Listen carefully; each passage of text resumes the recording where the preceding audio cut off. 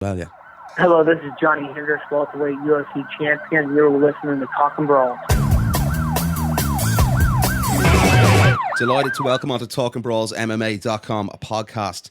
One of the men who's been revolutionary in changing the landscape of mixed martial arts in Asia. CEO of One Championship, Victor Cui. Victor, first of all, great to have you on the show. I just believe you're back from an award ceremony in Singapore. How's all with you, my friend? Thanks for that great introduction. Always a pleasure to be talking with you. We just had an award show here. We were nominated for Best International Event of the Year. Unfortunately, we didn't win, but it was a good company. You know, we're up against some of the best and biggest events in the world, from tennis to SEA Games, wow, which is like their version of the Olympics. You know, Southeast Asia's version of Olympics. Other great events. So it's great to see that our sport is getting such mainstream coverage and recognized with every other major event that's coming through the region. The major sort of breaking news from ONE FC the last couple of days has been Roger Huerta. He's going to fight at One Championship 30. You're obviously delighted to have Roger back on the card there as well. A big name in the world of mixed martial arts. For sure. I mean, Roger's been living in Asia for a long time. He's made his home in Asia for maybe the last 4 or 5 years. When he first moved out here, actually, him and I had connected because I'm a big fan of him as a fighter. I think he's a talented guy, and he's a fantastic man. If you ever get a chance to spend some time with him, he's a really great guy, and he's in Thailand, he's surrounded himself with a lot of good people, and he's training really hard. This is the best I think I've ever seen him in his life, like in his entire career. I mean, he just looks mentally and physically phenomenal right now. So he's back on our card in Shanghai, September 1st, which is exciting stuff for fans. Again, I just want to ask you, obviously you're born in Canada, and I think Edmonton, and you lived in Africa until you were 13. You know, how did you get into mixed martial arts, Victor? You know, what was the transition for you to get into this line of sport from, I think you were at ESPN originally? Yeah. I mean, I've always loved mixed martial arts. I've always loved combat sports.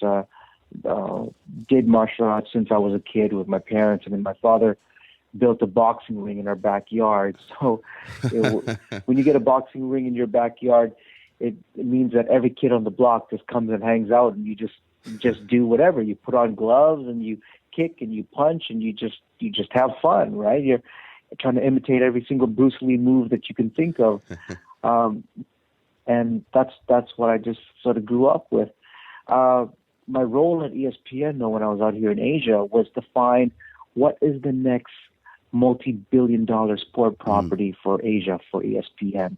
And I just looked at every single sport you could think of, because that was my job. Like, you know, tennis, basketball, football, badminton, marching band, cheerleading competition, darts, every single sport across the board.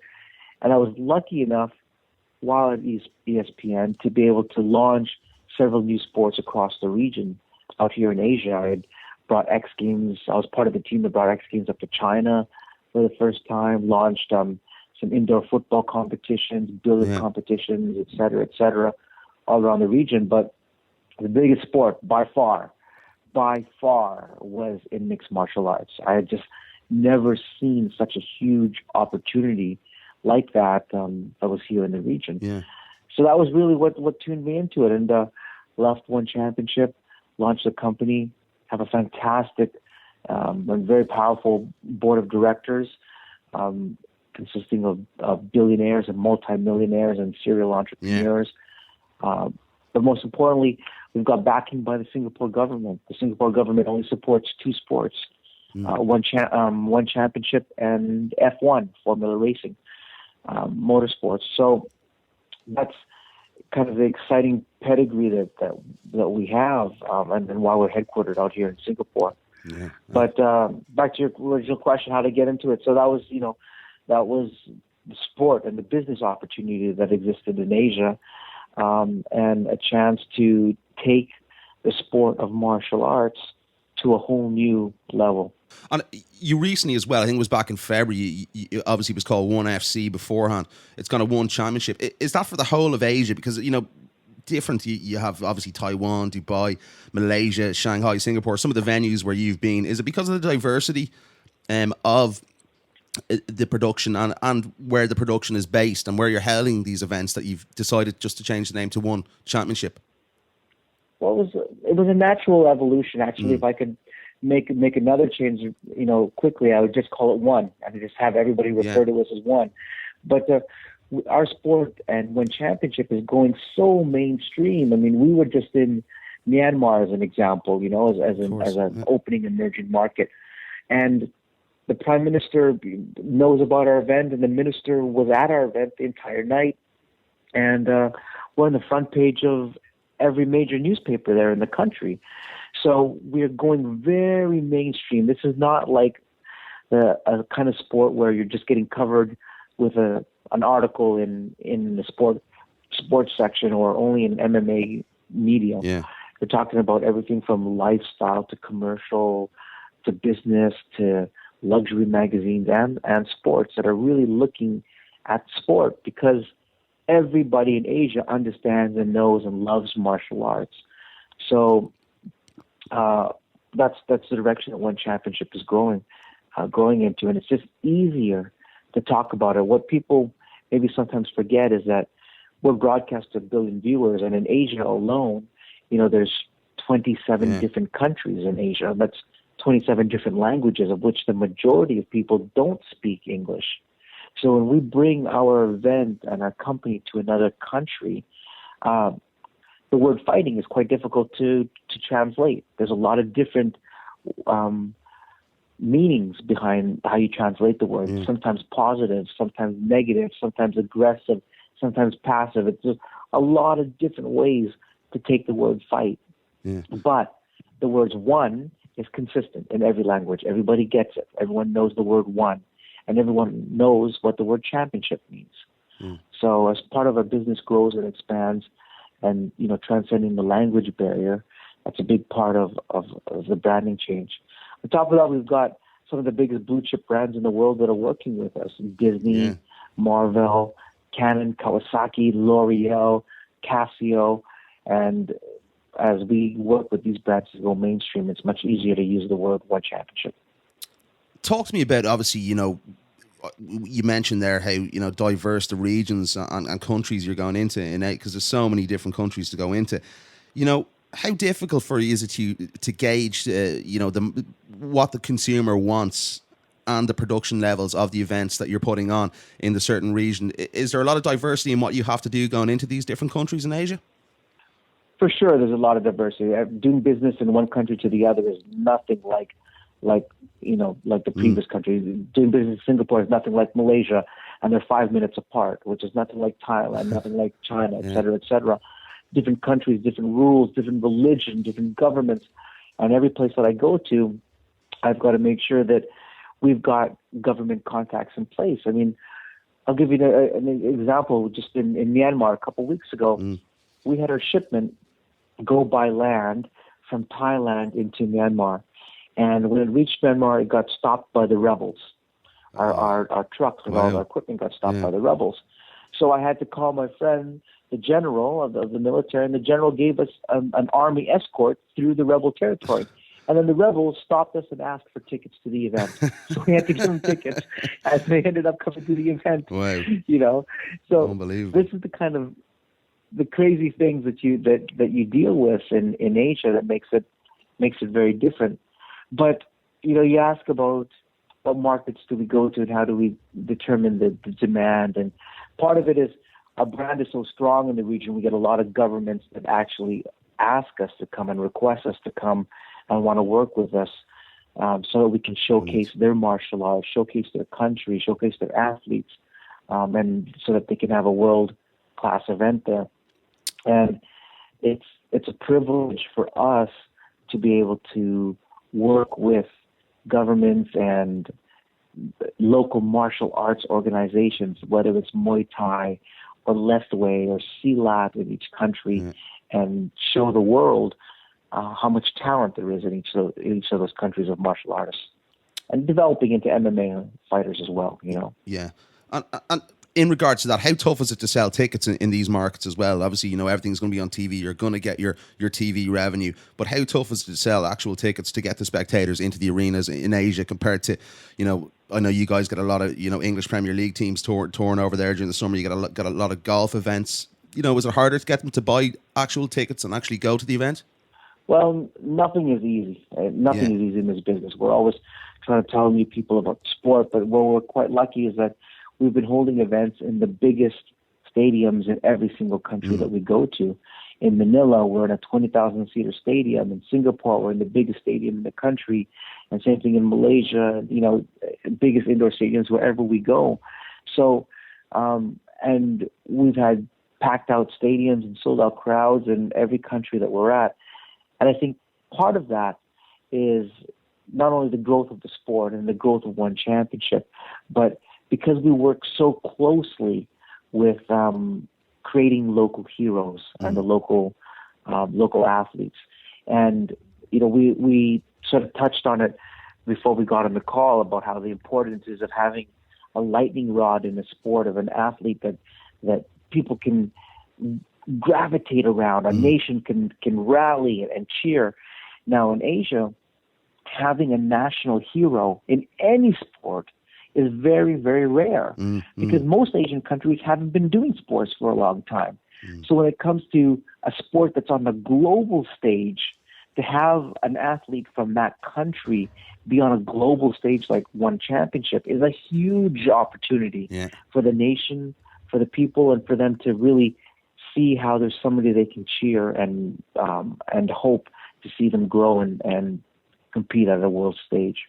Does it worry you at times as well? There's no real amateur conveyor belt for these athletes to have fights, so the talent might dry up, so to speak, in the coming years. Is that a worry for you that we mightn't see these guys come on in the coming years if something really isn't done about how the grassroots level of mixed martial arts is implemented in Asia?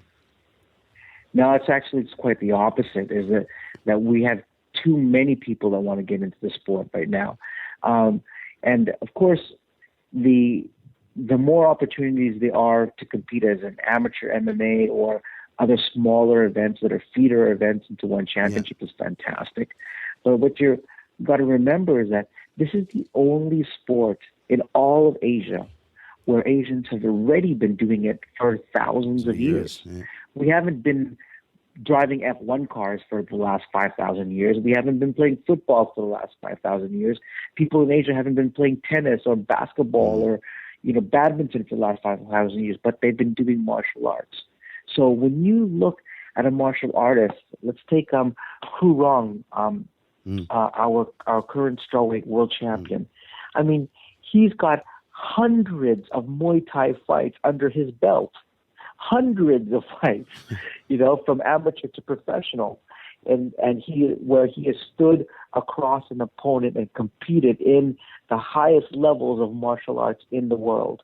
Now, you add a little bit of ground game to him, and you get him comfortable into MMA, and he becomes a better all-round athlete. But the fact is, in the sport of martial arts, he's already one of the best, and he's got this amazing foundation that he can build on.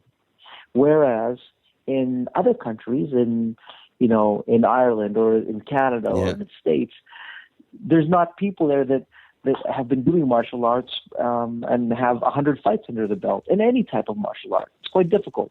Maybe you have it in boxing, in amateur boxing and that kind of stuff, but it's different. You have people that decide, okay, I'm 18 years old, I would now like to be a professional MMA fighter, so I'm going to go to a gym and learn how to do MMA. They're not coming from a particular discipline per se. Is it about solidifying your status in Asia and ruling in regards to expansion on a global level? Is it about really, helping the sport grow in that region compared to going on to a global level? Well, we got a lot of work to do out here in this region still. There's 4 billion people, over 4 billion people in this region alone. And that's a lot of fans that we want to convert. So there's a lot of work to still do here, definitely. And as I mentioned, Asia's the home of martial arts, and we're getting invites from governments and tourism bodies in all Asia to come and host our event. But we're also getting a lot of opportunities to go beyond Asia, out to Eastern Europe, to Europe, to Brazil, to Canada, and we'll be looking at those. Right now, our plates is just so full with what we've got out here, and it's difficult to entertain those. But down the road, we will be looking to expand beyond Asia for sure. And how has China been? I know your second trip is going to be to China quite soon. How has that market reacted to you guys? I know it's a very, very tough market there. We saw with the Ultimate Fighter, which the UFC did. It wasn't their easiest expansion in the world. What's the reaction been like in China? China has been outstanding for us. The problem again that we have there is there's too many people that want to compete in one championship, and it's so difficult to sort through who is actually a legitimate fighter and what the records are, because there is no official records. So what we've had to do, and what we'll be doing over the next couple of events, maybe the next 10, 20 events that we do in China, is continue to run these 4-man one-night tournaments so that we can at least get some basis of comparison between the fighters. And Matt Hume and our scouts and everyone that we've got scouting throughout China we were able to compare fighters on an apples to apple, because sometimes a fighter might come to us and say, they're a pro MMA fighter and they've got a record of 33-1, and there's just in China, and there's just no way to verify that. Yeah, so we have to put them through this tournament structure, and then at least we can see how they match up against other Chinese fighters, and then in each tournament that we get, we are identifying a champion, and we'll eventually be able to put these champions up against each other from every city that we're at. So it's about narrowing down the talent, really. Sorry. It's about narrowing down the talent and finding exactly what you have in the certain market. And the response there has been really strong. Our commercial and sponsorship base there has been outstanding. Like, it's just I was even surprised at how many new and interested sponsors and partners we've got that are lining up to work with us. So that makes it very exciting. I think that as we go to more and more cities in China, they've really been waiting for an international MMA event like this to come by and be a part of. So that's great. Our television broadcast in China is rapidly expanding.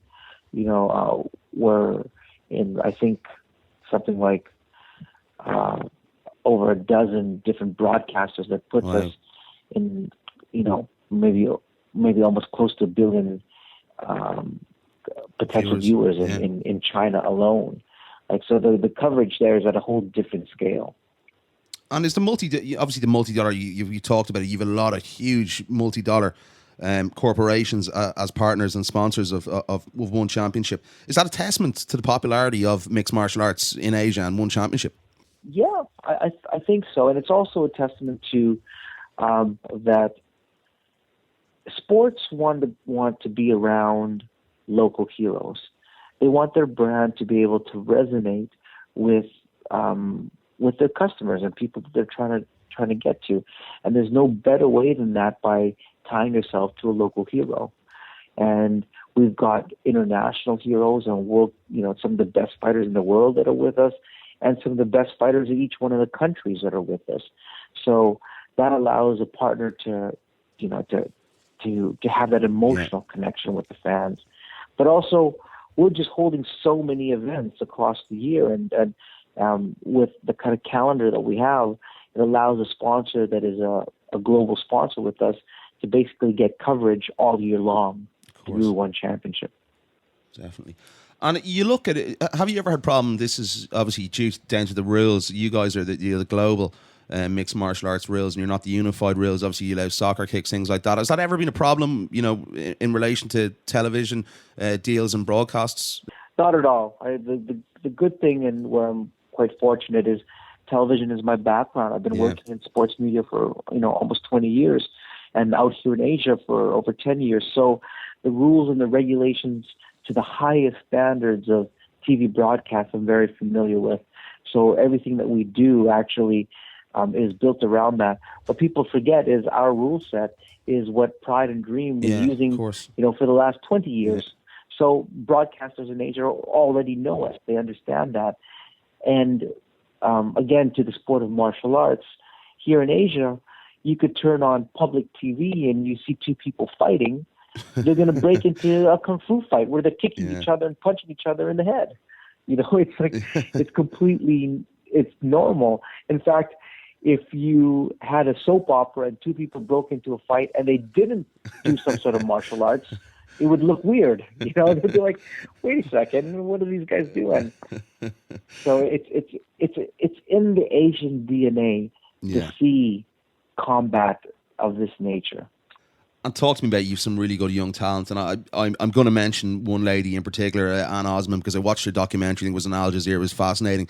She's breaking down a lot of barriers, a lot of sort of stereotypes. How important is it for you to have, these heroes, as you like to call them, in the market, and breaking down these religious and cultural barriers? So, Anne has really promoted herself very well as a fighter, and obviously a very proud Muslim as well. I think, to me, what's great about Anne Osman is she's a talented athlete, first and foremost. Big time. And she's an entertaining fighter, very, very professional. And she embodies the characteristics that are common, I think, throughout Asia. There's a lot of Anne Osmans in every single country where you're seeing talented martial artists that are proud of their country, proud of their roots of martial arts, and excited to be a part of MMA and the global growth of One Championship. So she's been an excellent ambassador for us. She has an interesting story, as you'd mentioned. She's Muslim in Malaysia and a talented athlete and female and all those things. So I think she relates to a lot of different people on many different levels. But we've got so many great stories around the sport, because I think what's different in One Championship is that the spirit of martial arts is very, very strong with our fighters. This is not the kind of sport and not the kind of atmosphere where you see these fighters trash talking each other a lot. And I wish they would sometimes, because that makes great television, and drama.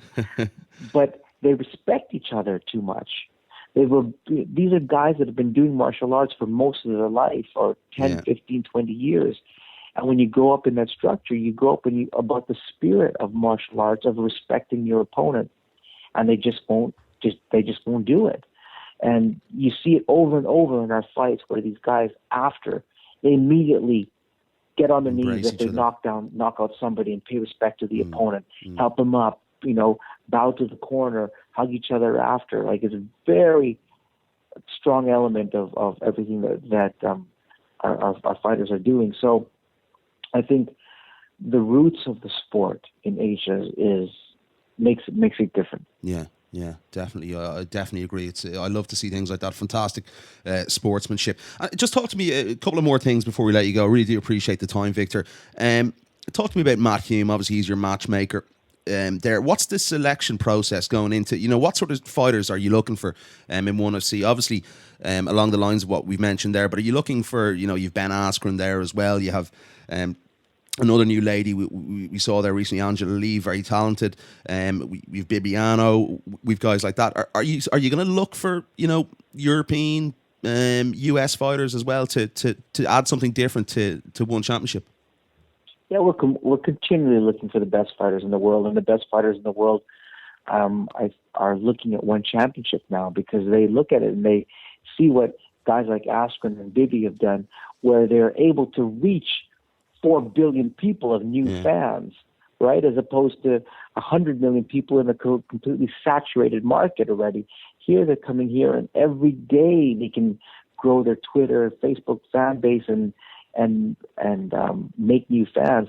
So if you make new fans and you're an MMA fighter, that means a bigger fan base, which means more sponsorship dollars into your pocket and more sponsors that come to you.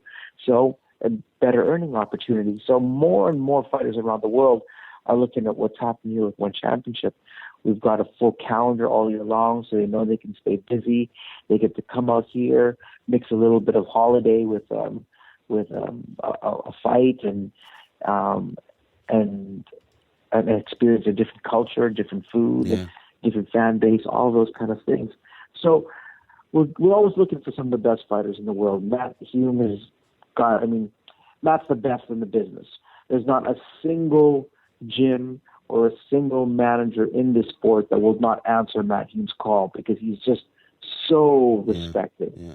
Everybody respects what he's done for the sport. Everybody respects him as a coach, as a trainer, as champions that he's built, and so he's able to put together some of the most exciting fight cards that are going on in the region. On top of that, he's got an entire team of scouts that are all throughout Asia in almost every single country. And we've got Rich Franklin lending a hand and giving advice as well on what makes exciting matchups for fans. So Matt is a phenomenal part of the organization. Awesome stuff. And obviously an event coming up on the 1st of September, Tuesday, I think it is the 1st of September, Dynasty Champions in Shanghai. How much are you looking forward to that event, and what will the fans expect to see at that event? Well, I think this is an interesting fight we've got, because we've got not only World Championship on the line, but some great international fights and our usual four-man tournament that we do in China, which I think adds another element to it, to the fight card as well. What I'm really excited about is we're in the Mercedes-Benz Arena, which is the most beautiful and biggest stadium in Shanghai, and probably one of the best ones in all of Asia, I would say, one of the newest ones. It was built around the Shanghai World Expo that they hosted a couple of years ago. So it's a state-of-the-art facility, and it's just going to be beautiful. There's a huge fan base for martial arts in Shanghai. A few months ago, Bob Arum had his held an event there in Shanghai, a boxing event in Shanghai, which was very successful. So I think that going there makes a lot of sense. It's another tier 1 city for us. They've been waiting a long time for One Championship to come. So I'm pretty excited to go there. Definitely. And what can we expect for, obviously, I think you're online to do, 24 events this year? Is that correct? No, this year we should be about, I think, 15 or 16 events. We got another 9 more for the for the rest of the year to go. We announced 6 of them already, and a couple more that we'll be making announcements on soon. Excellent stuff. And 2016 is going to be the same for One Championship? Yeah, well, 2016, we've got a few new territories on our radar that we'll be at. Vietnam, as an example, and a few more Chinese cities as well. So I think 2016 shaping up already to be a huge year. Awesome stuff. Victor, it's been a real pleasure to have you on the show. I really do appreciate your time. Some great insight into the Asian market for our listeners. And it's just been great to have you on. I do appreciate it. No, thank you. I always appreciate your time, and I hope to see you out here soon.